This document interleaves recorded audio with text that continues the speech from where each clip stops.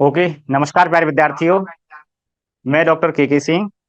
तो आज हम बात करेंगे पोल्ट्री हाउसिंग सिस्टम के बारे में। पिछली क्लास में हमने एनिमल हाउसिंग सिस्टम के बारे में बात की। ठीक है। तो आज की क्लास जो है अपनी पोल्ट्री हाउसिंग सिस्टम के बारे में है। ठीक है। तो इसमें हम क्या पढ़ने वाले हैं विशेषकर कि जो पोल्ट्री है, ठीक है, पोल्ट्री में हम जो बात करते हैं मुख्यतः जो इमेज बनती है एक हमारी, वो किससे संबंधित बनती है? मुर्गियों से संबंधित बनती है। ठीक है। तो मेनली हम इसमें किसके बारे में बात करेंगे? मुर्गियों के बारे में ही बात करेंगे कि जो मुर्गी हैं उनको किस किस तरीके से उनको पाला जा सकता है, उनका आवास बनाया जा सकता है। ठीक है। तो उसकी कुछ विधियां हैं कि भाई कैसे फ्री रेंज में बांधेंगे, उनको पाला जाएगा, ठीक है, सेमी इंटेंसिव या इंटेंसिव तरीके से पाला जाएगा। तो उनका किस किस तरीके से, किस सिस्टम में कितना फायदा हमें होता है, क्या लाभ हानि है, उसके बारे में बात करेंगे। देखिए, सबसे पहले बात करते हैं कि जो पोल्ट्री हाउसिंग सिस्टम है उसके कुछ प्रकार हैं। ठीक है। तो प्रकारों की बात करें तो सबसे पहले हम बात करते हैं फ्री रेंज सिस्टम की, यानी इसको हम क्या कहते हैं?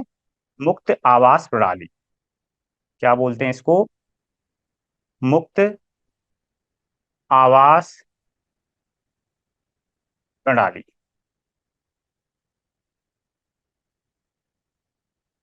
ठीक है। फ्री रेंज का मतलब हो गया जहां जो पक्षी है, ठीक है, जो बर्ड है, वो फ्री है, मुक्त है बिल्कुल, ठीक है, घूमने फिरने के लिए। दूसरा है फोल्डिंग यूनिट सिस्टम। फोल्डिंग का मतलब क्या होता है कि कोई भी चीज, जैसे फोल्डिंग किसके लिए यूज करते हैं हम? कि बिस्तरों को फोल्ड कर दिया हमने, भाई सकेल दिया, इकट्ठा कर दिया। ठीक है। पहले हमने उसको बिछा दिया, बिछौना हो गया वो, ठीक है। फिर हमने क्या किया? उसको फोल्ड कर दिया, इकट्ठा कर दिया, ठीक है, और जहां कहीं बिछाना उस बिस्तर को बिछा लिया। ठीक। यानी एक गद्दे को जो भी है अपना, उसको एक जगह से जहां बिछ रहा था वहां से उठा करके दूसरी जगह हमने उसको बिछा लिया। तो ये चीज है फोल्डिंग का मतलब। तो फोल्डिंग यूनिट का मतलब भी यहाँ पर भी यही है। ठीक है। कि जो मुर्गियों का हमारा आवास है वो हमने एक जगह पर रखा है, पक्षियों को हम एक जगह पर रख रहे हैं। ठीक है। हमें वो जगह कुछ समय बाद मान लो पसंद नहीं आई, ठीक है, या फिर हमें वो जगह चेंज करनी है किसी कारण से, ठीक है, और एक निश्चित समय के बाद इसमें चेंज करते रहते हैं जगह। ठीक है। तो फोल्डिंग का मतलब यही हो गया कि जो मुर्गियों का जो आवास है उसको एक जगह से उठा करके दूसरी जगह पर ले जाया जाता है। ठीक, ये होता है फोल्डिंग यूनिट सिस्टम। बात करेंगे डिटेल में थोड़ा सा। सेमी इंटेंसिव, इसको हम बोल देते हैं अर्ध सघन प्रणाली। अर्ध सघन प्रणाली। इंटेंसिव सिस्टम को क्या बोल देते हैं? सघन प्रणाली।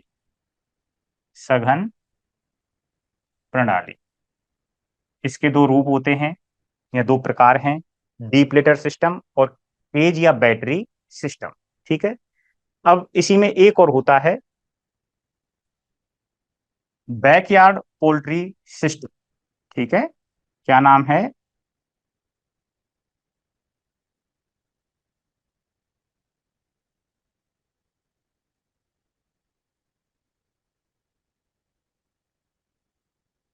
बैकयार्ड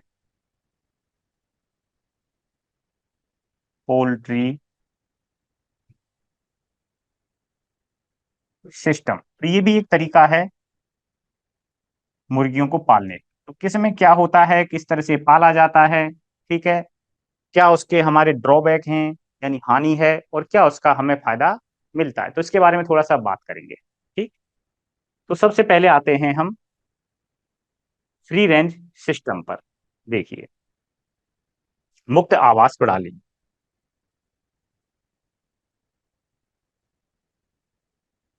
मुक्त आवास प्रणाली,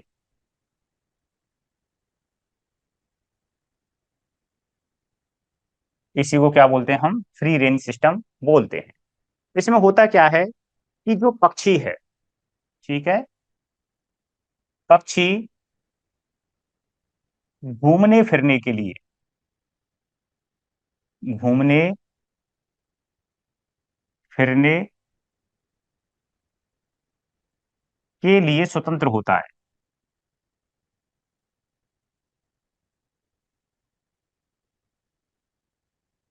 ठीक है, यानी इसमें जो पक्षी है, पक्षियों को जो पाला जा रहा है, कोई आवास की इसमें रिक्वायरमेंट नहीं रहती है। तो ये उन जगहों के लिए उपयुक्त है जहां पर जो जमीन है, जिस किसान के पास जमीन ज्यादा है, तो वो इसको तरीके को अपना सकते हैं। खर्चे की बात करें तो इसमें खर्चा कम आता है, क्योंकि कोई भी आवास हमें बनाने की आवश्यकता नहीं पड़ रही है। ठीक है, जो जमीन है उसी में पक्षियों को हमने छोड़ दिया। ठीक है, अब वो जमीन है घास युक्त भी हो सकती है, बिना घास वाली भी हो सकती है। ठीक है। दूसरा, जो पक्षी हैं, जिस भूमि में वो रह रहे हैं, उसी भूमि से कंकड़ों को खा लेते हैं, जो भी वहाँ छोटे छोटे कीट हैं उनको खा लेते हैं, जो घास है उसको खा लेते हैं। कुल मिलाकर के क्या हुआ इसमें, कि जो पक्षी हैं वो, मतलब जो खाने का खर्चा है वो इसमें बहुत कम है। ठीक है, जो भी पालक है, जो किसान है, जो इनको पाल रहा है इस विधि से, उसमें जो खाने का खर्चा है वो बहुत कम आता है, क्योंकि जो पक्षी अपना भोजन कहाँ से ले रहा है, उस खेत से ही ले रहा है, क्योंकि वहां पर जमीन में छोटे छोटे कीट पाए जाते हैं। ठीक है, साथ में वहाँ घास है तो घास से ये ले लेते हैं। ठीक है, तो बहुत कम दाने के ऊपर खर्च करने की आवश्यकता होती है। दूसरा, कि ये जो पक्षी हैं, सॉरी, ये जो विधि है, ये सबसे पुरानी विधि।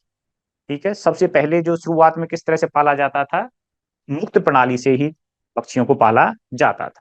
ठीक है, तो इसके कुछ की फीचर लिख लेते हैं हम सबसे पहले। तो पक्षियों को घूमने फिरने के लिए स्वतंत्र खुले आवास में, खुले आवास में, यानी जो भी जमीन है वहां पर खुले आवास में छोड़ दिया जाता है।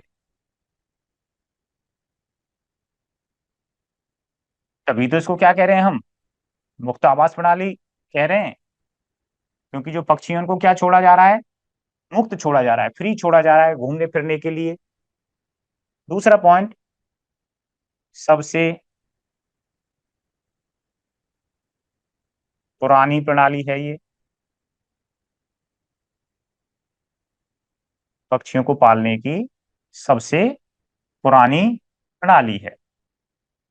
अगला पॉइंट इसी में बात करें हम, तो कम खर्चीली है। कैसी है, कम खर्चीली, क्योंकि ना तो हमें आवास के ऊपर खर्च करना पड़ रहा है इसमें। ठीक है, और ना ही हमें पक्षी के भोजन के ऊपर ज्यादा खर्च करने की आवश्यकता पड़ रही है। तो इसलिए ये जो विधि है कैसी हो गई, कम खर्चीली विधि हो जाती है। ठीक है। अगला, जो पक्षी है अपना भोजन कहाँ से ले रहा है, जो जमीन है वहां पर जो छोटे छोटे कीड़े मकोड़े हैं, कंकड़ पत्थर भी ये खाता है, घास है, यानी कुछ मुलायम जो प्लांट्स हैं उनसे ले लेता है। तो कुल मिला के इसका भोजन की जो पूर्ति है, वहीं जो फ्री रेंज सिस्टम है, जो जमीन है वहां से इसकी पूर्ति हो जाती है। ठीक है। अब ये तो बात हो गई, अब इसमें जो पक्षियों को पाला जाता है, यानी कहाँ पाला जाता है ये, उन किसानों के लिए उपयुक्त है, उन किसानों के लिए बोल सकते हैं, मुर्गी पालकों के लिए बोल सकते हैं। ठीक है,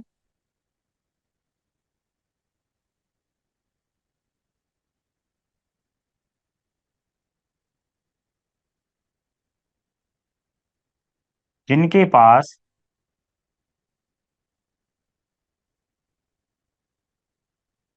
जमीन अधिक है। ठीक है, जहाँ जमीन की कोई कमी नहीं है। ठीक है, तो वहां पर ये जो विधि है क्या है, उपयुक्त रहती है।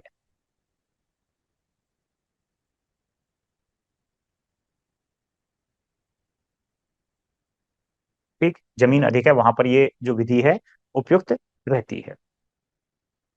नेक्स्ट, अब जमीन अधिक हो गई, तो अब इसमें हम जो पक्षी हैं कितने पाल सकते हैं, किस तरीके से पाल सकते हैं। इसमें जो पक्षी हैं हम जो पाल सकते हैं, वो 250 पक्षी प्रति हेक्टेयर के हिसाब से हम पक्षियों को पाल सकते हैं। ठीक है, तो पक्षियों को जो इसमें पाला जा सकता है वो 250 प्रति पक्षी प्रति हेक्टेयर के हिसाब से इसमें हम पाल सकते हैं, जिनको कि मैनेज करना या उनके लिए दाने पानी की जो व्यवस्था है वो उचित रहती है 1 हेक्टेयर के लिए। ठीक है, अब सबसे पुरानी हो गई, कम खर्चीली हो गई, पक्षियों को घूमने के लिए छोड़ दिया हमने। अब इसके कुछ लाभ की बात करें कि भाई इसके हमें लाभ क्या मिल सकते हैं। देखो, तो जो मुख्य रूप से जो लाभ है वो क्या मिल रहा है, खाने पीने का। ठीक है, लाभ की बात करें तो जो भोजन है, चलो अगला पॉइंट वो ले लेते हैं। इसमें लाभ की बात करें, ठीक है, तो आवास और भोजन पर, आवास व भोजन पर कम खर्च होता है। इसमें क्या होता है, आवास और भोजन पर कम खर्च होता है। ठीक है, दूसरा पॉइंट कि जो पक्षी है, क्योंकि जानवर है फ्री रेंज, सॉरी पक्षी हैं, ये फ्री रेंज में घूमते फिरते रहते हैं इधर से उधर, तो इनका जो व्यायाम है, शारीरिक व्यायाम है, वो पूरा हो जाता है आसानी से। उनका मतलब इनके हाथ पैर चलते रहते हैं, घूमते फिरते रहते हैं, तो पक्षी का शारीरिक व्यायाम,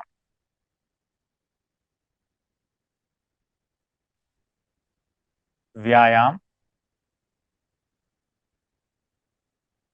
होता रहता है। ये नहीं कि भाई व्यायाम की कमी रहती हो। ठीक है, व्यायाम होगा तो पक्षी तंदुरुस्त रहेगा, हेल्दी रहेगा। ठीक, तीसरा,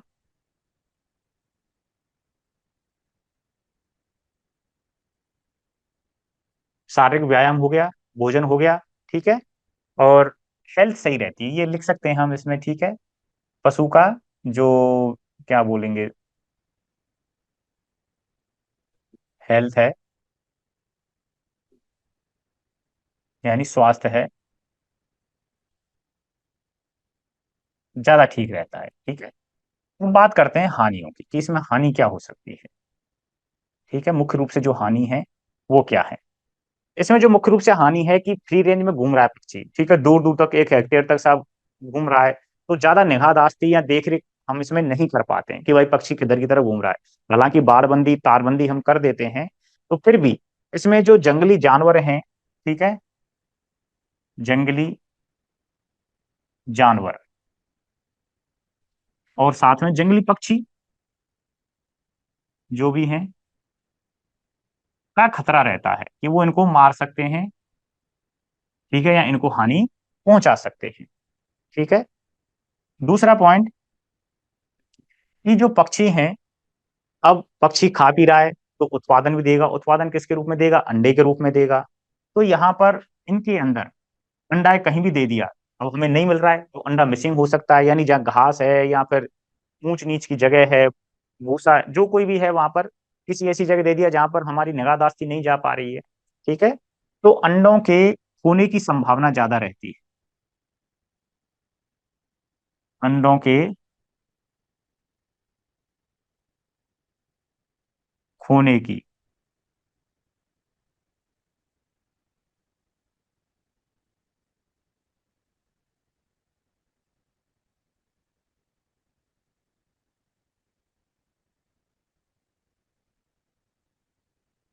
होने की संभावना अधिक रहती। ठीक है, एक चीज तो हो गई है कि भाई अंडे मिसिंग हो सकते हैं। तीसरा कि जो पक्षी हैं, ठीक है, अंडे मिसिंग, जंगली जानवरों को खतरा हो सकता है, अंडे मिसिंग की संभावना ज्यादा होती है, तो ये मुख्य रूप से इसके हानि है।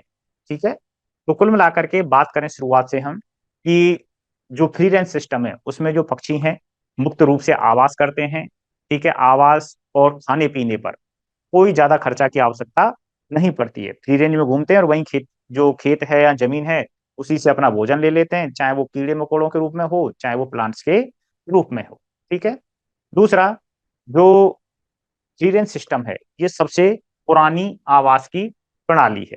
ठीक है, और ये उन किसानों के लिए उपयुक्त है जो जमीन जिनके पास अधिक होती है। और इसमें जो पक्षियों को पाला जाता है वो कितने हो सकते हैं, एक हेक्टेयर में लगभग 250 जो पक्षी हैं प्रति हेक्टेयर के हिसाब से पाले जा सकते हैं।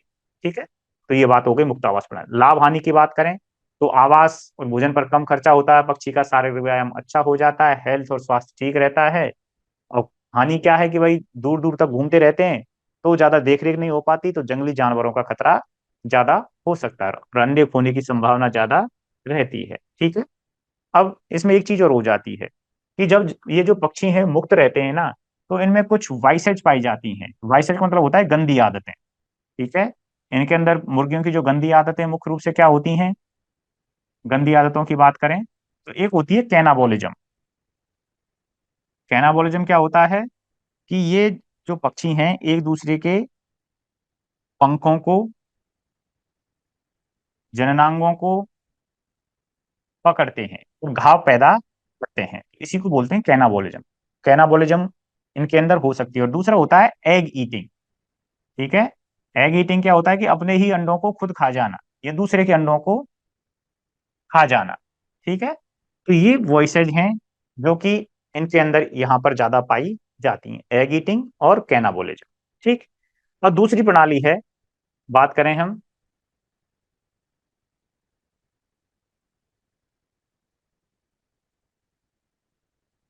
चलो इनकी कर लेते हैं पहले।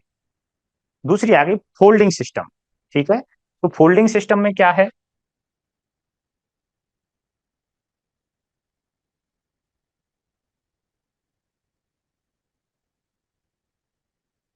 Folding housing system,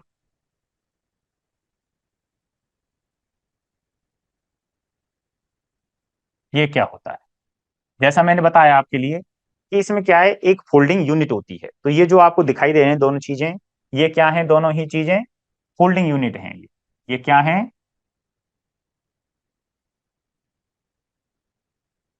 folding unit होती है। ठीक है, और इस फोल्डिंग यूनिट में पक्षी रहते हैं। ठीक है, और इन पे चारों तरफ ही एक तारों का या जाली का बना हुआ एक घेरा सा बना दिया जाता है। एक छोटे क्षेत्र को क्या बना दिया जाता है, घेरा बना दिया जाता है, और इनके इन दरवाजों को खोल दिया जाता है। ठीक है, तो इनमें से जो मुर्गी हैं वो कहाँ निकल करके इस खुले हुए क्षेत्र में आ गई, जैसे इसकी फोल्डिंग यूनिट ये हो गई, कवर्ड क्षेत्र हो गया, और घूमने फिरने के लिए ये भारी क्षेत्र हो गया, तो मुर्गी आ जाती हैं और वापस फिर इसके अंदर चली जाती हैं। जब पक्षियों की संख्या कम हो, ठीक है, तो 20-25 पक्षी हम पाल रहे हों, ठीक है, छोटी संख्या में पक्षियों को पाल रहे हो, तब उनके लिए ये यूज की जाती है। तो आज हमने इस फोल्डिंग यूनिट को इस जगह पर रखा, तो हमें लगा कि भाई हमें यहाँ 10-15 दिन हो गए और जमीन ज्यादा सही नहीं है, ठीक है, यहाँ पर गंदगी ज्यादा हो गई, तो फिर इस फोल्डिंग यूनिट को उठा करके यहाँ से थोड़ी दूरी पर या कहीं और दूसरी जगह पर ले जाया जाता है। ठीक है, तो ये क्या होता है कि जो हाउसिंग सिस्टम है, जो इसका घर है, हाउस को हमने क्या किया, फोल्ड किया।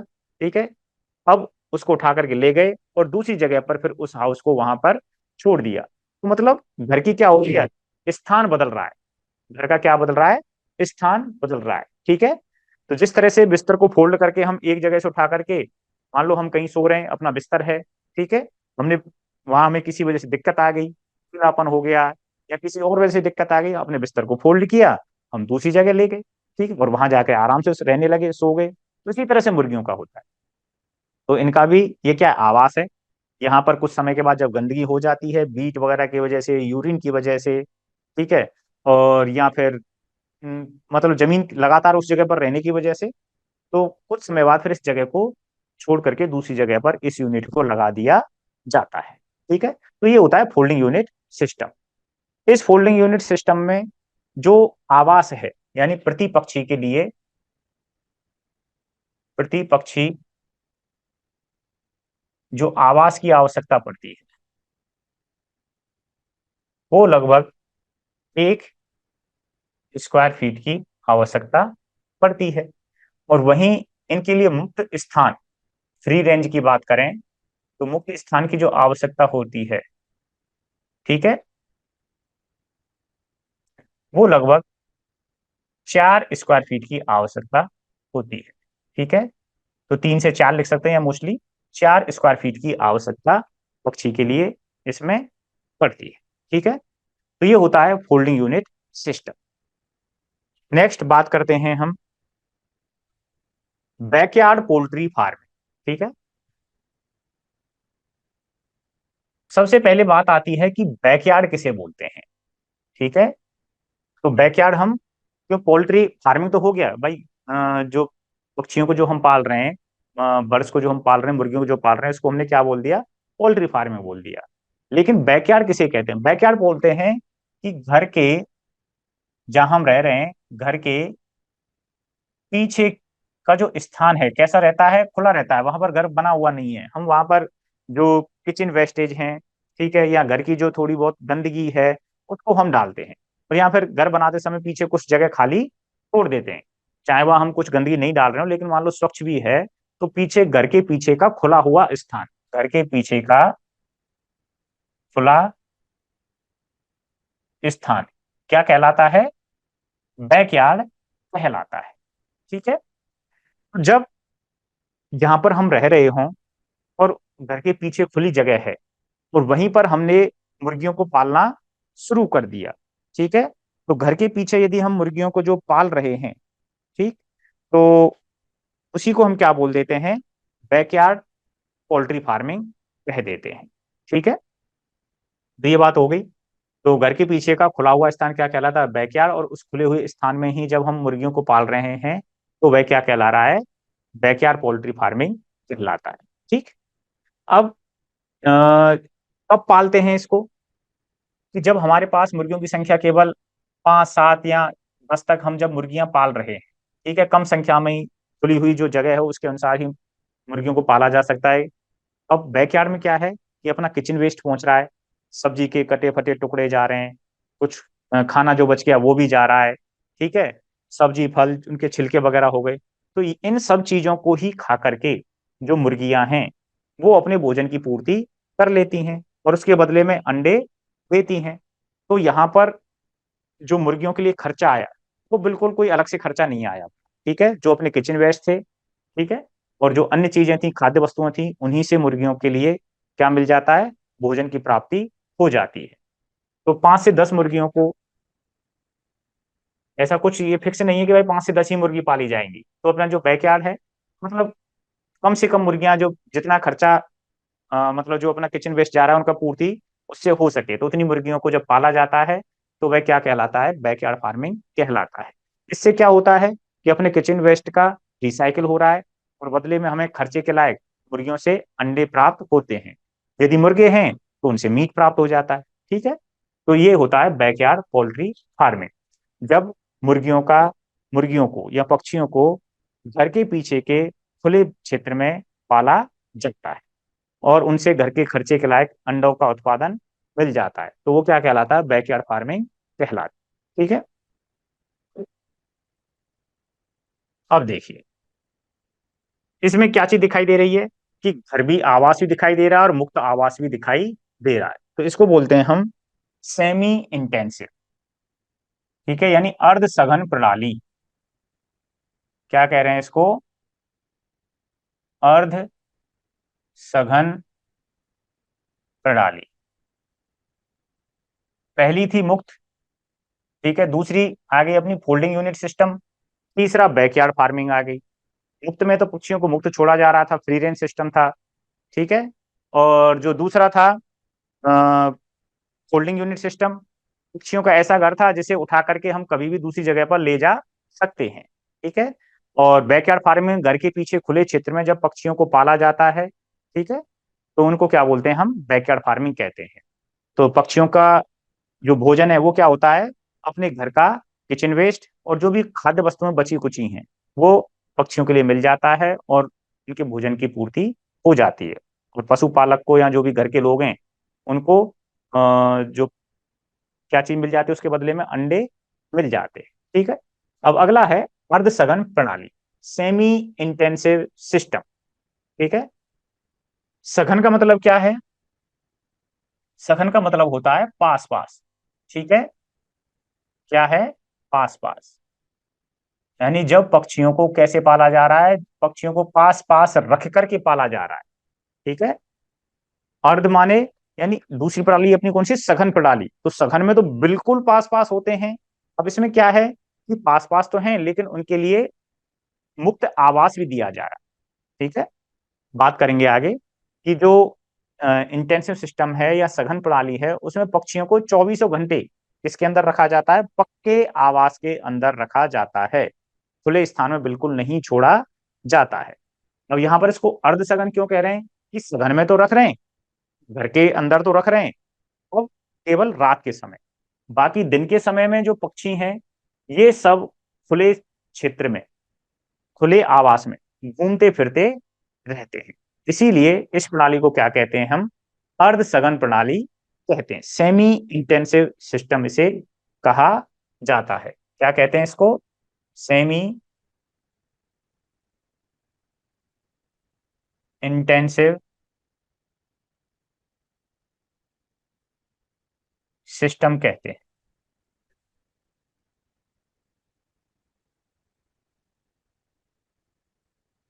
सेमी इंटेंसिव सिस्टम कहते हैं। ठीक है, तो ये क्या हो गया, अर्ध सघन प्रणाली हो गई, सेमी इंटेंसिव सिस्टम ये हो गया। तो इसमें चीज समझ में आई आपके, क्या कर रहे हैं कि जो पक्षी है, देखिए पक्षी को रात के समय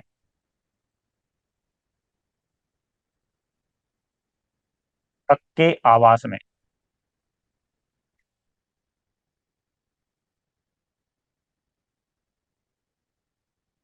रखा जाता है। ठीक है,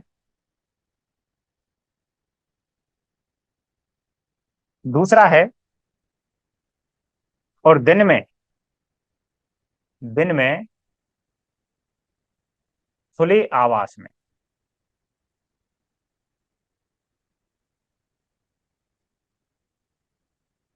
छोड़ दिया जाता है।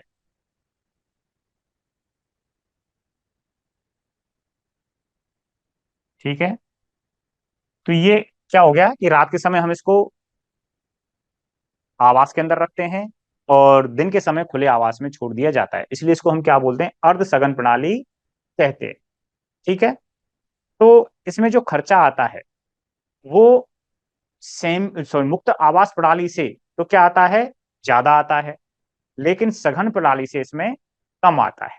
ठीक है, अब बात करें कि इसमें कितने पक्षी किस हिसाब से रख सकते हैं, तो इसमें भी जमीन की आवश्यकता पड़ती है, सघन से तो ज्यादा पड़ती है लेकिन मुक्त आवास से कम जमीन की आवश्यकता पड़ती है। ठीक है, लगभग इसमें 750 पक्षी प्रति हेक्टेयर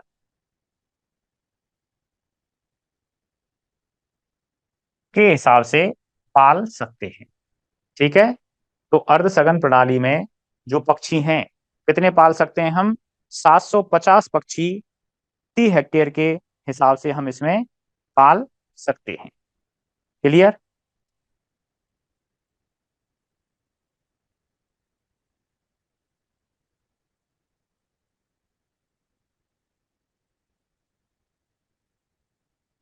अब जो ये अर्ध सघन प्रणाली है ना, मुख्य रूप से पक्षियों में तो हम यूज कर ही रहे, लेकिन अगर पर्टिकुलर बर्ड की हम बात करें तो मुख्यतः बतख का नाम यहाँ पर आता है, बतख के लिए यूज की जाती है, प्रयोग होती है। ठीक है,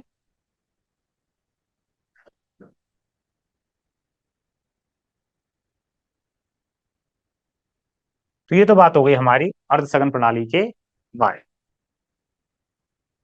में। अब देखो अगला है इंटेंसिव सिस्टम, यानी सघन प्रणाली। अब जो सघन प्रणाली है उसके कितने भाग हैं, दो।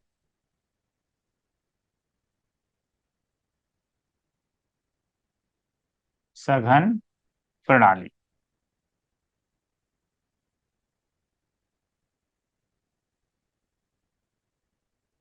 पहली बात तो यही आती है कि सघन प्रणाली किसे कहते हैं? जब पक्षियों को चौबीसों घंटे बंद आवास में रखा जाए या पक्के आवास में रखा जाए तो उसे हम क्या कहते हैं? सघन प्रणाली कहते हैं। ठीक है।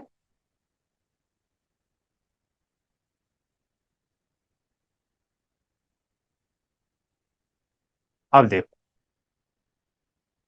तो इसका जो सघन प्रणाली का जो रूप है, अलग अलग जो क्लासिफिकेशन है वो कौन कौन से होते हैं इसके प्रकार? एक तो होता है डीप लिटर सिस्टम, डीप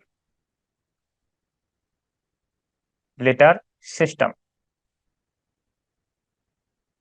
और दूसरा होता है केज सिस्टम।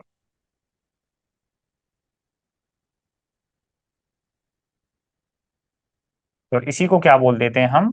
बैटरी सिस्टम भी बोल देते हैं। ठीक है। अब बात करें डीप लिटर सिस्टम की, क्योंकि सघन प्रणाली क्या हो गई जिसमें पक्षियों को बंद आवास के अंदर रखा जा रहा है। तो के डीप लिटर सिस्टम में क्या करेंगे? बंद आवास के अंदर रखा जा रहा है, तो किसे कहेंगे डीप लिटर सिस्टम? जब पक्षियों को बंद आवास के अंदर रखा जा रहा है। ठीक है।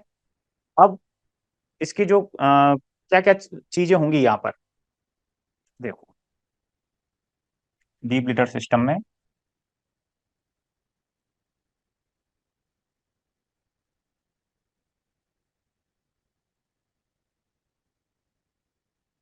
पहला होगा बंद आवास। ठीक। और दूसरा होगा पक्के फर्श पर, पक्के फर्श पर बिछावन। अब जो ये बिछावन है, ये किस किस की हो सकती है? ये लकड़ी का बुरादा हो सकता है। ठीक है। दूसरा,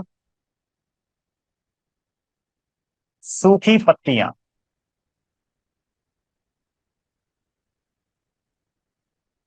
ठीक है। या भूसा हो सकता है।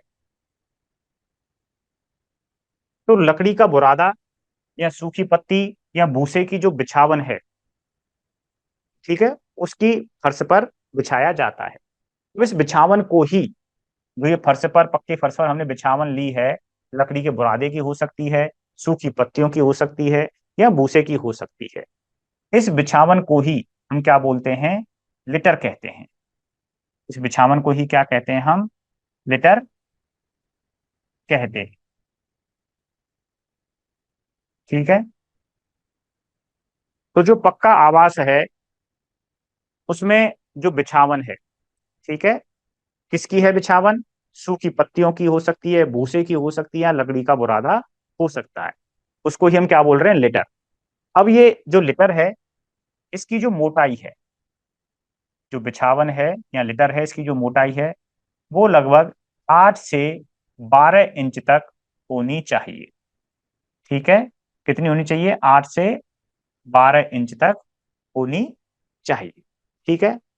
अब ये जो बिछावन है, गीली नहीं होनी चाहिए, यानी मॉइस्चर कम से कम होनी चाहिए, नहीं होनी चाहिए, मतलब सूखी होनी चाहिए, गीली नहीं होनी चाहिए। और यदि मान लो हम जब पक्षी रख रहे हैं और थोड़ी बहुत गीली हो जाती है, तो उसके लिए हम इसमें, यानी नमी को हटाने के लिए,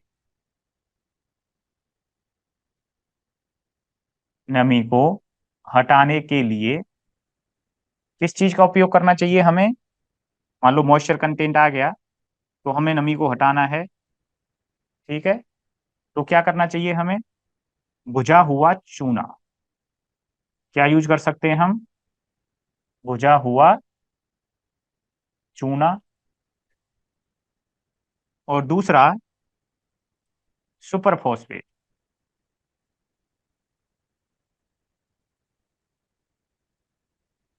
का यूज हमें करना चाहिए।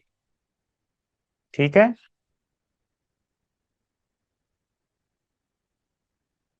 तो ये तो हो गई अपनी बंद आवास की बात। बंद आवास है, उसमें बिछावन है, बिछावन लकड़ी का बुरादा हो सकता है, सूखी पत्तियां हो सकती हैं, ठीक है, भूसा हो सकता है।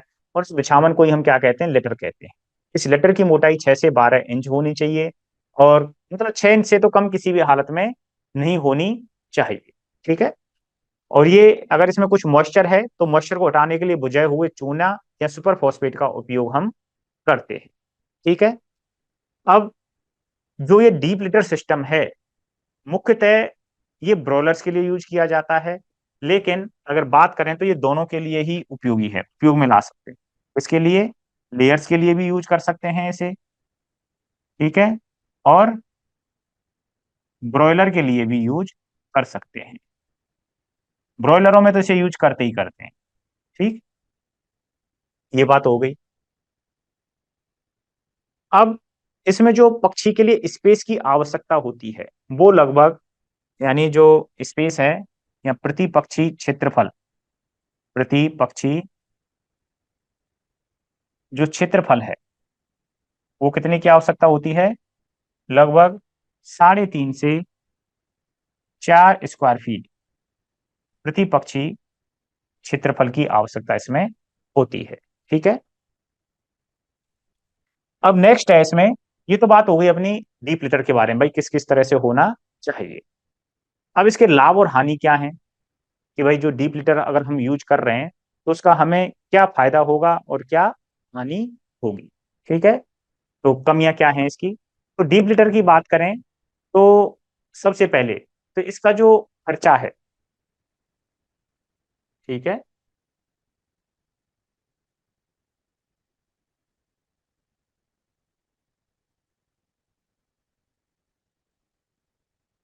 डीप लिटर में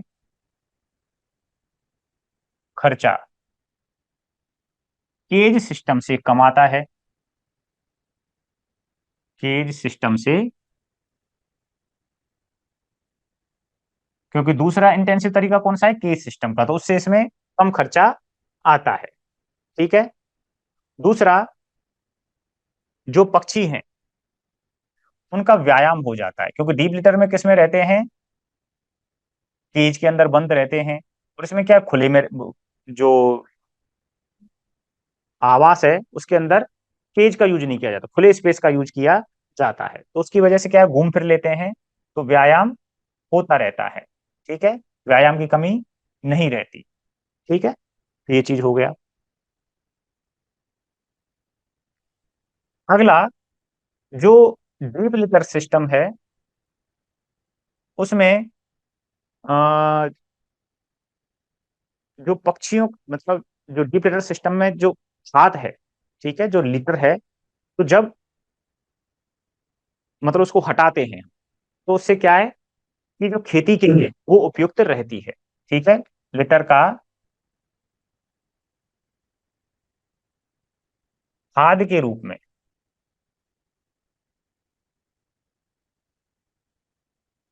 उपयुक्त होती है, क्योंकि इसकी खाद में जो एनपीके है, जो कि पेड़ों के लिए बहुत आवश्यक होते हैं, नाइट्रोजन, फास्फोरस और पोटास, तीनों ही प्रचुर मात्रा में पाए जाते हैं। यहां तक कि ये गाय की जो खाद है या गाय भैंस की जो गोबर की खाद है उससे भी अधिक उपयुक्त ये रहती है, ठीक है। तो अब इसके कुछ जो खाद है, ये लिटर है, जब हम इसको रखते हैं, मतलब जब जो हम जमीन, इसका क्या नाम है, पक्षियों का जब पाल रहे हैं हम, तो लिटर है, उसको 7 दिन के अंदर अंदर हमें बदल देना चाहिए। एक ये पॉइंट रह गया वहां पर, कि जो लिटर है उसको 7 दिनों के अंदर उलट पलट उसे पलट देना चाहिए, ठीक। अब इसमें कुछ हानियों की बात करें तो हानि क्या हो सकती है।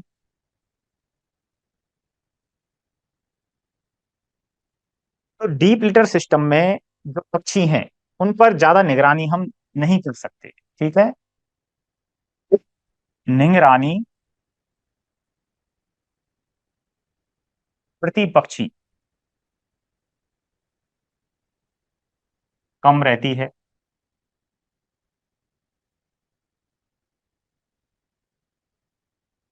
इसका मतलब ये हो गया कि जो कम उत्पादन वाली मुर्गियां हैं उनकी हम पहचान इसमें नहीं कर सकते। ठीक है।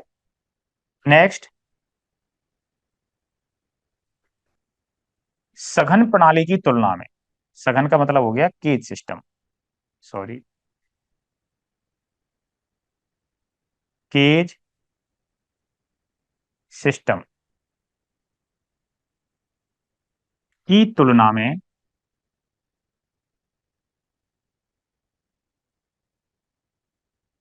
फीड वेस्टेज,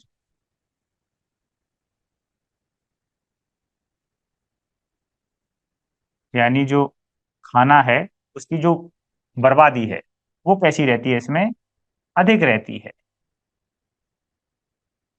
ठीक है। तो फीड वेस्टेज क्या है, थोड़ा सा इसमें जो सघन प्रणाली है उसकी बजाय इसमें ज्यादा रहती है। और इसके अंदर जो वाइसेज की बात करें, जिस तरह से हम फ्री रेंज में बात कर रहे थे, गंदी आदतों की बात कर रहे थे, तो वो भी यहाँ पर पाई जाती है। ठीक है, कौन कौन सी? एक तो हो गई कैनाबोलिज्म,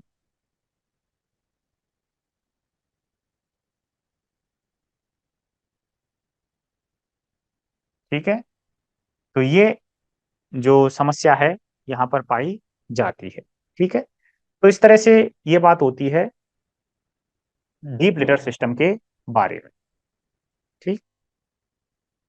तो डीप लिटर सिस्टम होता क्या है, पहली चीज कि डीप लिटर सिस्टम में जो है किसका भाग है, ये इंटेंसिव प्रणाली का, जो इंटेंसिव हाउसिंग सिस्टम है, सघन प्रणाली है, उसका एक भाग है, जिसमें के आवास के अंदर पक्के फर्श पर बिछावन बिछाई जाती है। और वह बिछावन किसकी होती है? लकड़ी का बुरादा हो सकता है, सूखी पत्तियां हो सकती हैं, ठीक है, या फिर भूसा हो सकता है। ठीक। दूसरा, फिर जो ये क्या कहते हैं कि जो बिछावन है, इसमें मॉइस्चर नहीं होनी चाहिए, सूखी होनी चाहिए। अगर इसमें कुछ मॉइस्चर है या पालते पालते समय कुछ समय बाद इसमें मॉइस्चर आ जाती है उनके बीट वगैरह की वजह से, तो उस मॉइस्चर को खत्म करने के लिए यहाँ पर बुझा हुआ चूना या फिर इसमें सुपर फॉस्फेट मिला देना चाहिए। ठीक है। तो जिससे कि जो कुछ बीमारियां होती हैं मॉइस्चर की वजह से, वो यहाँ पर नहीं पनपेगी। ठीक। अब जो बेडिंग मटेरियल है उसे 7 दिनों के अंदर, ठीक है, जब हम रख रहे हैं पक्षियों को लगातार, तो प्रत्येक सप्ताह में इसको उलट पुलट कर देना चाहिए। ठीक है, बदल देना चाहिए, जिससे कि जो ऊपर का गीला भाग है वो अंदर चला जाए और सूखा जो भाग है वो ऊपर आ जाए। ठीक। और डीप लिटर सिस्टम में पक्षी को जो खर्चा हो रहा है किस पर, आवास पर और खाने पर, वो केस सिस्टम की तुलना में क्या हो रहा है, ज्यादा होता है। ठीक है, ये चीज अलग हो गई। देखो, ठीक, ये बात अपनी हो गई। इसके लाभ हानि हो गई। डीप लिटर सिस्टम में खर्चा केस सिस्टम के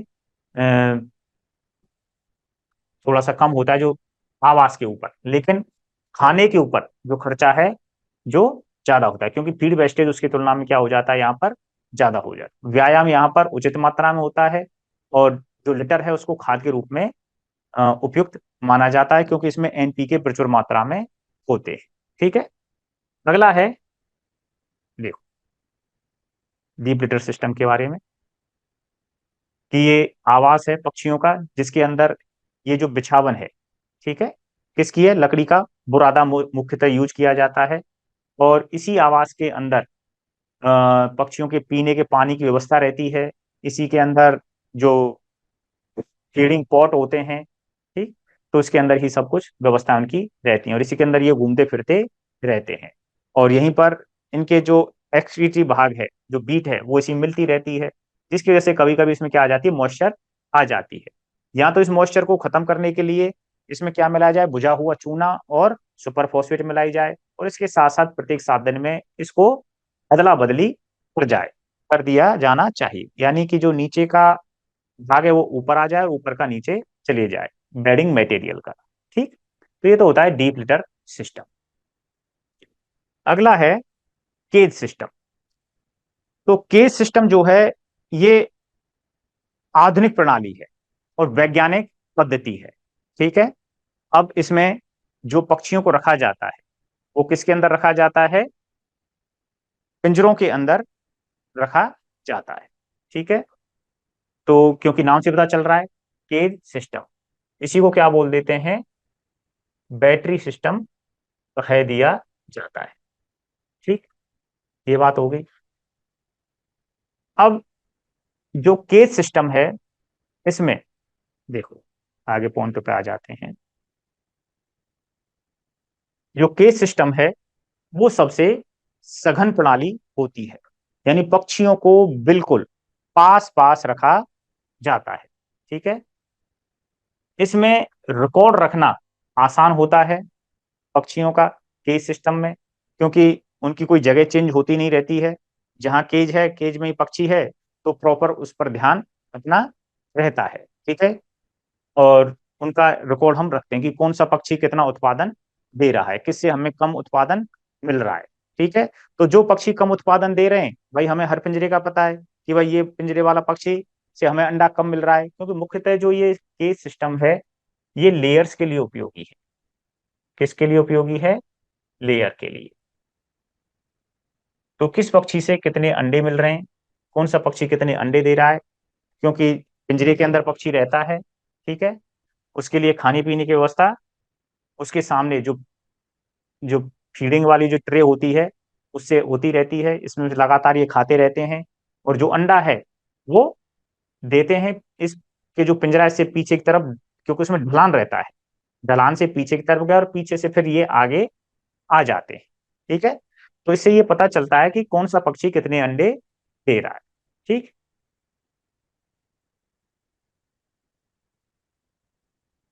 अब देखिए, तो किसके लिए उपयुक्त है, ये लेयर्स के लिए उपयुक्त है, और डीप लिटर की तुलना में, ठीक है, कम स्थान की आवश्यकता होती है। तो सिंपल सी बात है भाई, एक जगह पिंजरा रखा हुआ, पक्षी इधर उधर हिलने के लिए भी उसको जगह नहीं मिल रही, तो स्पेस की आवश्यकता इसमें कम होती है। और डीप लिटर की तुलना में दाने की कम आवश्यकता पड़ती है। ठीक है, और उत्पादन अधिक मिलता है, क्योंकि वहां पर फीडिंग हॉपर्स रखे हुए रहते हैं, जिनमें से पक्षी लगातार खाते रहते हैं, कुछ वेस्टेज में इधर उधर गिरता रहता है, जिसकी वजह से जो फीड है वो ज्यादा लगता है। लेकिन यहाँ पर पक्षी ज्यादा हिलडुल नहीं रहा है, एक ही जगह से लगातार खाता रहता है, तो वेस्टेज यहाँ पर नाम मात्र का, यानी ये कहें कि बिल्कुल नहीं होता है। तो दाने की आवश्यकता क्या हो गई, कम हो गई, किसकी तुलना में, डीप लिटर की तुलना में। और उत्पादन अधिक हो गया, क्योंकि एक ही जगह पर उसको प्रॉपर फीड हम दे रहे हैं, और पक्षी अंडे लगातार देते रहते हैं। अब इसमें जो फर्श या जो केज की आवश्यकता पड़ती है, ठीक है, उसका क्षेत्रफल कितना होना चाहिए। ठीक है, इसमें प्रति लेयर जो स्थान की आवश्यकता होती है वो हमें पड़ती है 0.75 स्क्वायर फीट। ठीक, और जो केज है उसकी जो डायमेंशन होती हैं, लंबाई गुणा चौड़ाई गुणा ऊंचाई, यानी 14 गुणा 16 जो इंच है उसका तो क्या रहना चाहिए, 14 गुणा 16 की तो लंबाई चौड़ाई होनी चाहिए, और 17 इसकी क्या है, ये ऊंचाई है, 17 इंच इसकी ऊंचाई होनी चाहिए। और ये जो पिंजरे हैं किसके बने होते हैं, जीआई तारों के। जीआई तार किन्हें कहते हैं, गैल्वेनाइज आयरन। गैल्वेनाइज आयरन का मतलब है कि ऐसे तार जिनमें जंग नहीं लगती, यानी जंग प्रतिरोधक ये होते हैं। ठीक है, तो ये इस तरह के इनके पिंजरे होते हैं। अब इसके भी जो लाभ हानि है उसकी बात करें, तो लाभ में क्या हो गई कि भाई इसमें रिकॉर्ड रखना आसान है, पक्षी में जो दाने की आवश्यकता है वो कम पड़ती है, उत्पादन ज्यादा मिलता है। जो कम उत्पादन देने वाले पक्षी हैं उनको हम आसानी से हटा सकते हैं। ठीक है, तो ये तो क्या हो गए, इसके लाभ हो गए। और हानि की बात करें इसमें, तो हानि में जो पक्षी है,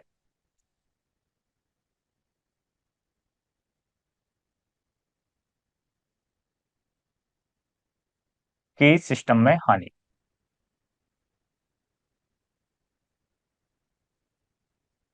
क्योंकि पक्षी को एक ही स्थान पर बैठा रहता है, जिसकी वजह से व्यायाम क्या होता है, बिल्कुल नाम मात्र का व्यायाम बिल्कुल नहीं होता है। ठीक है, एक ही जगह पर पक्षी बैठा रहता है, जिसकी वजह से इनके जो पैर हैं, पक्षियों के जो पैर हैं वो कैसे हो जाते हैं, कमजोर, बहुत ज्यादा कमजोर हो जाते हैं। ठीक है, ये बात हो गई। दूसरा, इनको लिए लगातार दाना दिया जाता है। ठीक है, हाई एनर्जी फीड दिया जाता है, तो जिसकी वजह से इनमें कुछ लीवर से संबंधित बीमारी हो जाती है, जिसे कहते हैं हम फैटी लीवर। Fatty liver. साथ में यहीं पर हेमरेज की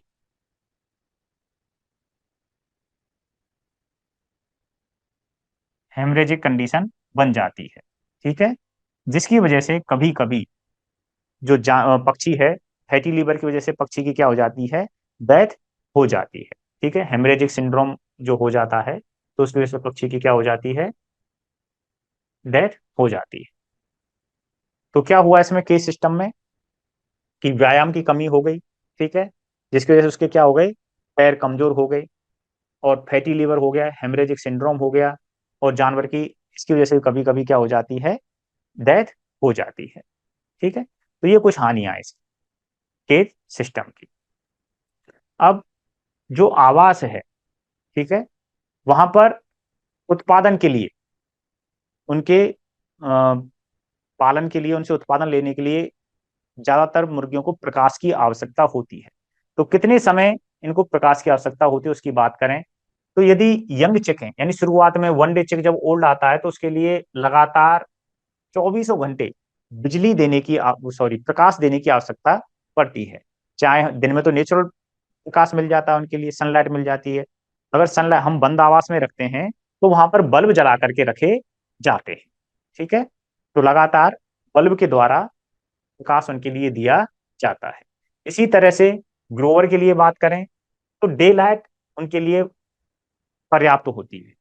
ठीक है, उनके विकास के लिए डे लाइट पर्याप्त है। ये कहें कि 12 घंटे की लाइट उनके लिए पर्याप्त है ग्रोवर के लिए।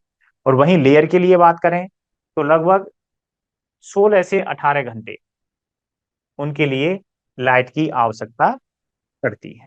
ठीक है, तो ये बात हो गई कि इनसे उत्पादन लेने के लिए कितने प्रकाश की आवश्यकता, कितने समय प्रकाश की आवश्यकता हमें पड़ती है। ठीक। और जो सर्दी है, सर्दियों में कृत्रिम रोशनी देने की आवश्यकता पड़ती है। क्यों? क्योंकि जो सूर्य का प्रकाश है, वो बहुत कम समय के लिए पक्षियों के लिए मिल पाता है। इसलिए उनसे अगर उत्पादन लेना है पक्षियों से, चाहे वो लेयर हो चाहे ब्रॉयलर हो, तो उनके लिए कृत्रिम रोशनी देने की आवश्यकता पड़ती है। ठीक है, अब कोई भी कुक्कुटशाला है, पोल्ट्री फार्म है, तो उसमें कौन कौन से उपकरण होते हैं, ठीक है, उनकी बात करें, तो पहला हो गया ब्रूडर। ठीक है, दूसरा है chick guard, next feeder, waterer, grit box, trap nest, dust bath, feed hopper, और नेस्ट बॉक्स। ये क्या है, देखो इनकी बात कर लेते हैं थोड़ा सा। तो ब्रूडर हाउस क्या हो गए? ब्रूडर हाउस है कि अ, जो देख रेख के लिए, यानी उनको टोटल कास्ट ऊष्मा देने के लिए काम में आते हैं। यानी जैसे हमने पढ़ा था ब्रूडिंग हैन, तो ब्रूडिंग हैन का काम क्या था कि जो अंडे हैं, ठीक है, उनको सेहना। सेहना का मतलब हो गया कि एक निश्चित तापमान, कितना, लगभग 100 डिग्री फ़ारेनहाइट जो टेम्परेचर है, वो अंडों के लिए देना, जिससे कि अंडों से बच्चे निकल कर आ सकें। ब्रूडिंग का मतलब होता है देख रेख करना। और ब्रूडिंग हैन का मतलब हो गया कि ऐसी मुर्गी जिसमें मातृत्व का गुण पाया जाता है। ठीक है, तो ब्रूडिंग का सिंपल सा मतलब है वो क्या आ गया, देख रेख करना। तो वही ब्रूडर यहाँ पर है। तो यहाँ पर मुर्गियां तो है नहीं। अगर मान लो हम ब्रॉयलर के लिए जो 1 दिन का बच्चा है, 2 दिन का बच्चा है, तो उसके लिए तापमान देने की आवश्यकता पड़ती है। ठीक है, तो उसके लिए हम क्या लगा देते हैं, भट्टी लगा देते हैं, या फिर रोशनी बल्ब लगा दिए जाते हैं बड़े बड़े। जिससे क्या है कि जो ब्रूडिंग हाउस है, जो कुक्कुटशाला है, उसमें एक निश्चित तापमान बना रहे, और पक्षियों को, बर्ड्स को कोई इस तरह की समस्या ना आए। तो वो तो हो गए ब्रूडर। चिक गार्ड, शुरुआत में जो पक्षी हैं, जो छोटे छोटे बर्ड्स हैं, वो इधर उधर ना भागें, पूरे फार्म में ना घूमें, ठीक है, कोनों वगैरह में ना आए, तो उनको एक जगह पर सीमित रखने के लिए, ठीक है, तो क्या रहते हैं, चिक गार्ड होते हैं, जो इनको इधर उधर ज्यादा स्पेस उनके लिए छोड़ दिया जाता है, चारों तरफ से उनको कवर कर दिया जाता है। ठीक है, तो वो एक तरह से बाउंड्री लाइन होगी, तो उससे बाहर नहीं जा पाते। ठीक। फीडर, जो बर्तन है, ठीक है, जो भी पात्र है जिसमें भोजन को, उनके जो दाना है उसको रखा जाता है, तो वो क्या कहलाता है, फीडर कहलाता है। और जो उनके पात्र है जिसमें पानी रखा जाता है वो क्या कहलाता है? वाटरर कहलाता है। ग्रिट बॉक्स, ग्रिट बॉक्स क्या होते हैं कि लकड़ी का या धातु का बना हो सकता है, जिसमें कुछ कंकड़ भरे होते हैं और कुछ एग सेल, जो शुतुरमुर्ग वगैरह या अन्य जो पक्षी हैं उनके जो अंडों के जो आवरण हैं, ठीक है, वो भरे हुए रहते हैं। तो ग्रिट बॉक्स में क्या चीज हो गई कि धातु या लकड़ी के बने हो गए ये, ठीक है। और इसमें क्या चीज रहती है? अंडों के आवरण, अंडों के आवरण, ठीक है। और या कुछ मात्रा में कंकड़ या ग्रिट इसमें भरी हुई रहती है, ठीक है। ट्रैप नेस्ट की बात करें, ट्रैप नेस्ट क्या होता है? यह जो मुर्गियों का आवास है उसमें इस तरह का दरवाजा है कि मुर्गी इसमें अंदर जा तो सकती है, जैसे ही मुर्गी ने एंटर किया दरवाजा लॉक हो गया, लग गया, वो खुल नहीं सकता। तो इसमें एक तरफ की एंट्री ही क्या रहती है? चालू रहती है। तो खुलता किधर की तरफ है? आवास की तरफ। तो मुर्गी अंदर प्रवेश कर गई तो उसके बाद वो अपने आप निकल नहीं सकती, ठीक है। तो वो रहता है ट्रैप नेस्ट, ठीक। नेक्स्ट है डस्ट बाथ, ठीक है। तो ये क्या है कि एक तरह का मिट्टी का बना हुआ घड़ा हो सकता है। क्या है? मिट्टी का घड़ा हो सकता है। या फिर जो आवास है, पक्षी का जो आवास है उसमें लगभग 2 फीट का, ठीक है, एक गड्ढा बनाया जाता है। और उस गड्ढे में मिट्टी या सल्फर, ठीक है, या तंबाकू की पत्तियां, या इन सभी को मिक्स करके इसमें भर दिया जाता है। तो वो क्या कहलाता है? डस्ट बॉक्स कहलाता है या डस्ट बाथ कहलाता है।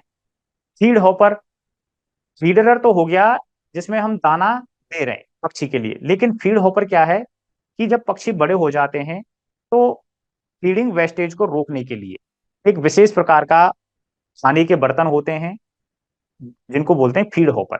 तो ये क्या करते हैं? फीड वेस्टेज को रोकते हैं, ठीक है, फीड वेस्टेज को रोकते हैं।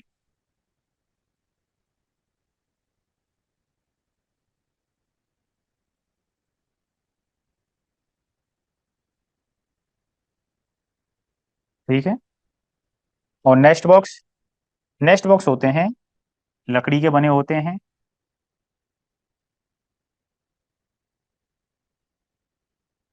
और अंडों के स्टोरेज के लिए काम में लिए जाते हैं, अंडों के संग्रहण के लिए काम में लिए जाते हैं, ठीक है। तो ये हो गए अपने कुक्कुट सलाम मुखरू से काम आने वाले जो इनके बर्तन हैं, ठीक है।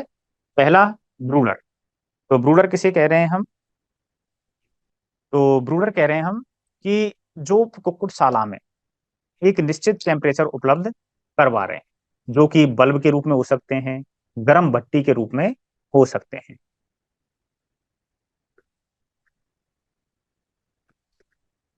ठीक है। दूसरा है चिक गार्ड। तो पक्षियों को इधर उधर, शुरुआत में चूजे जब छोटे होते हैं तो पूरे हाउस में ना घूमे, जैसे ब्रॉयलर फार्म जो होता है, तो शुरुआत में जब चूजे लेके आते हैं तो उनको एक कोने में एक निश्चित स्थान पर रखा जाता है, ठीक है। तो उनको रोकने के लिए, उसी फिक्स स्थान में रोकने के लिए क्या करते हैं, इनकी चिक गार्ड लगा दिए जाते हैं, ठीक। फीडर जो कि खाने के लिए होते हैं, जिनमें खाना रखा जाता है। वाटरर पानी भरा जाता है। ग्रिट बॉक्स धातु या लकड़ी के हो सकते हैं जिसमें अंडों के आवरण या कंकड़ रख दिए जाते हैं और पक्षियों के इसमें से खाते रहते हैं, ठीक है। अब जो ग्रिट बॉक्स है, जो अंडे के आवरण है, ये किसकी पूर्ति करते हैं?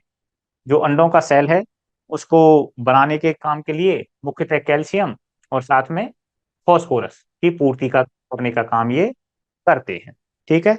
ब्रिट बॉक्स इसमें कंकड़ वगैरह होते हैं, तो ये भी डाइजेशन में हेल्प करते हैं, यानी भोजन सही ढंग से इसे, ठीक है। ट्रैप नेस्ट, एक विशेष प्रकार का दरवाजा होता है जिसमें होकर के जो मुर्गी है आवास के अंदर प्रवेश कर सकती है और बाहर नहीं आ पाती है। ठीक है। डस्ट बाथ, मिट्टी का घड़ा हो सकता है, 2 इंच का गड्ढा खोद करके, या फिर हम मिट्टी में 2 इंच का गड्ढा 2 फीट का गड्ढा बना करके बनाते हैं, जिसमें मिट्टी, सल्फर या तंबाकू भर दी जाती है। ठीक है। फीड हॉपर एक तरह से फीडर की तरह ही होते हैं। ठीक है। लेकिन ये फीड के वेस्टेज को रोकते हैं। ठीक है। लंबाई इनकी ज्यादा होती है, जिसमें बच्चा क्या केवल सिर ही उसमें प्रवेश करता है, ज्यादा सिर को हिला डुला नहीं सकता।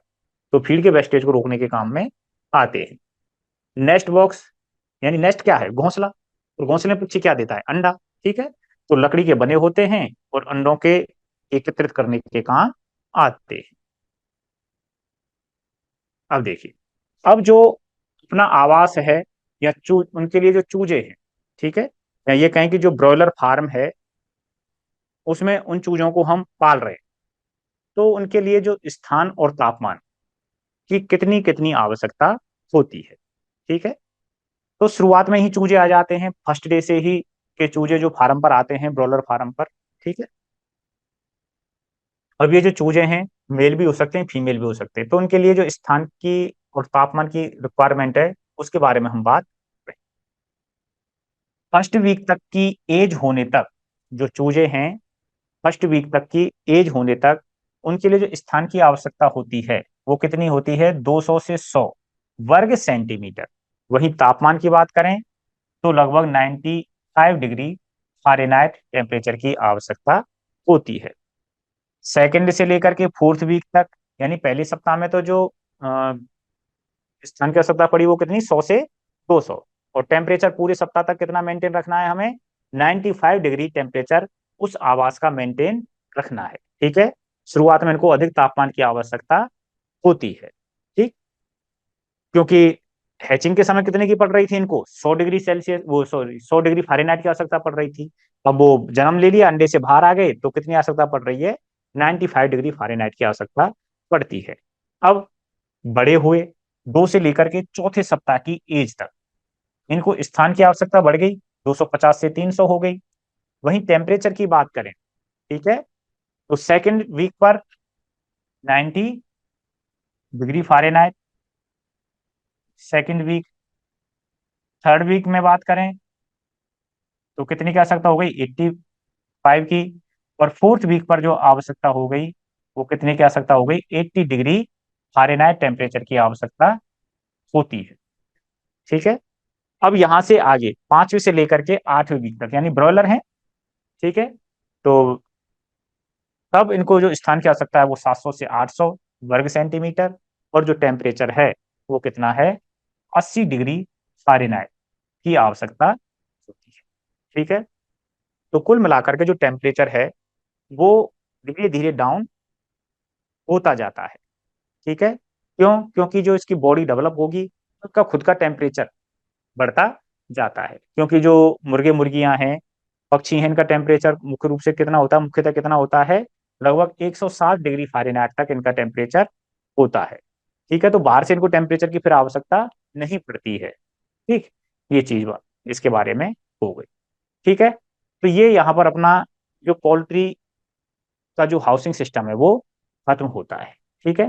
तो हमने मुख्य रूप से इसमें क्या क्या चीज पढ़ी, हमने पढ़ी कि जो पोल्ट्री का जो हाउसिंग सिस्टम है उसके जो प्रकार हैं, सबसे पहले आता है फ्री रेंज सिस्टम। तो फ्री रेंज के बारे में, यानी मुक्तावास प्रणाली हो गई, जिसमें पक्षियों को क्या है, बिल्कुल खुले आवास में रखा जाता है। ठीक है। दूसरा क्या था अपना, होल्डिंग यूनिट सिस्टम। इसमें एक यूनिट होती है जिसमें जो पक्षी है उसको उस यूनिट के अंदर रखा जाता है, उसी के साथ साथ क्या रहता है, वहां पर ओपन स्पेस होता है। जैसे ही वह स्थान खराब हुआ, गंदा हुआ, ठीक है, फिर उस यूनिट को उठा करके दूसरी जगह पर ले जाया जाता है, और वहां पर फिर उन पक्षियों को रखा जाता है। फ्री रेंज सिस्टम में जो पक्षियों की संख्या है वो कितनी थी, 250 पक्षी प्रति हेक्टेयर के हिसाब से थी। और होल्डिंग सिस्टम में हम बात करें कि जो पक्षी के लिए स्थान की जो आवश्यकता होती है वो कितनी थी, प्रति पक्षी लगभग 4 स्क्वायर फीट पक्षी की आवश्यकता होती है। ठीक है। प्रति पक्षी कितनी हो गई, 4। ये टोटल ही 4 आएगी इसमें। तो ये 4 भी कोई दिक्कत नहीं है ऐसी, ठीक है। 3 और दोनों को कितनी आवश्यकता हो गई टोटल, ये 4 स्क्वायर फीट की आवश्यकता इसमें हो जाती है, ठीक है। तो यदि ऊंच नीच होती है थोड़ी सी, भाई अगर 4 भी आता है तो वो भी सही माना जाएगा, ठीक है। क्योंकि ऑप्शन में यदि 3 नहीं दिया तो हम 4 को भी सही मानेंगे। फिर आता है अपना backyard poultry system. Backyard poultry system में हम क्या कर रहे थे, जो पक्षी हैं, ठीक है, 5 से 10 पक्षी जो हैं, उनको हम घर के पीछे की खुली जगह में पाल रहे थे, ठीक है। किसके उद्देश्य से पाल रहे थे, कि हमें कोई अलग से खर्चा करना नहीं पड़ रहा है, जो अपना किचन वेस्ट है उससे उनकी भोजन की प्राप्ति हो जाती है और हमें बदले में उनसे अंडे मिल जाते हैं, ठीक है। वो था बैकयार्ड फार्मिंग। जब पक्षियों को घर के पीछे की खुली जगह में पाला जाता है तो वह हाउसिंग सिस्टम क्या कहलाता है, बैकयार्ड पोल्ट्री फार्मिंग कहलाता है। सेमी इंटेंसिव सिस्टम क्या है, अर्धसघन प्रणाली है, जिसमें पक्षियों के लिए का आवास भी होता है और फ्री रेंज सिस्टम यानी खुला आवास भी रहता है। तो जो खुला आवास है उसमें पक्षी दिन के समय में रहते हैं, और जो बंद आवास है उसमें पक्षी रात के समय रहते हैं। इसमें जो पक्षियों की संख्या है वो लगभग 750 प्रति हेक्टेयर के हिसाब से पाले जा सकते हैं, ठीक है। सबसे मेन और इम्पोर्टेंट इंटेंसिव सिस्टम था, जो कि सबसे सघन प्रणाली है, ठीक है। इसमें जो पक्षी हैं, मतलब ये वैज्ञानिक तरीका है और सबसे आधुनिक तरीका है। इसके 2 सिस्टम हैं, डीप लिटर सिस्टम और केज या बैटरी सिस्टम, ठीक है। डीप लिटर में पक्षियों को बंदावास में तो रखा जा रहा है, लेकिन जो बिछावन है लकड़ी के बुरादे की, पत्तियों की या भूसे की बिछावन को बिछा करके उसके ऊपर रखा जाता है। जबकि केज सिस्टम में जो पक्षी हैं उनको केज के अंदर रखा जाता है। डीप लिटर में अधिक स्थान की आवश्यकता होती है, केज सिस्टम में कम स्थान की आवश्यकता होती है, ठीक है। यहाँ पर जो बिछावन है उसको बदलने की आवश्यकता पड़ती है, लेकिन यहाँ ऐसा नहीं है, ठीक। डीप लिटर सिस्टम में पक्षियों को व्यायाम अधिक मिलता है, जबकि केज सिस्टम में पक्षियों को व्यायाम बिल्कुल नाम मात्र का मिलता है। यदि ये देखा जाए कि पक्षियों के लिए कौन सी, मतलब जो अपनी सघन प्रणाली है, इंटेंसिव सिस्टम है, इनमें इन दोनों में से कौन सी अधिक उपयुक्त होती है, तो जो डीप लिटर सिस्टम है पक्षियों के लिए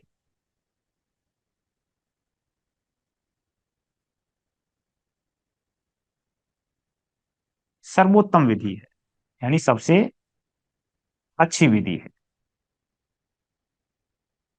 ठीक है।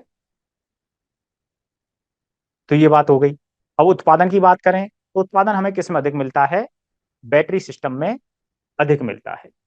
खर्चा किस में कम आता है खाने का, वो बैटरी सिस्टम में अधिक आता है, क्योंकि वहां पर वेस्टेज कम होता है और यहाँ पर वेस्टेज ज्यादा हो जाता है, ठीक है। तो ये कुछ की पॉइंट थे जिनके बारे में हम बात कर चुके हैं, ठीक है।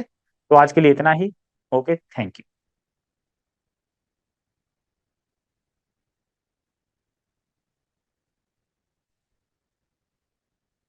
तो एक बार जिस किसी की कोई दिक्कत हो तो वो कमेंट कर दे।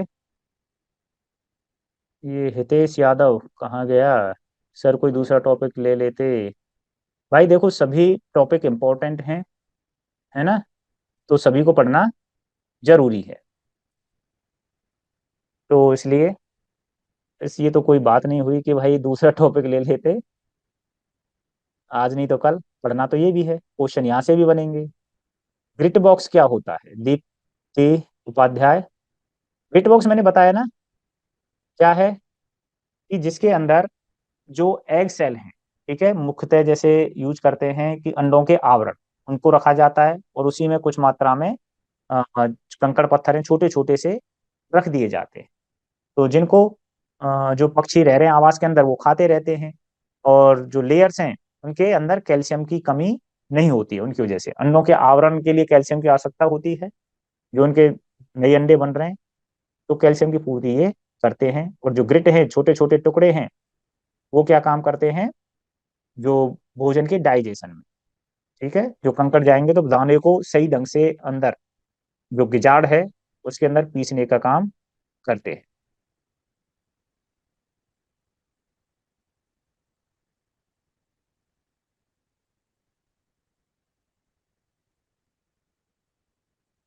ठीक है, तो आज के लिए इतना ही। Thank you.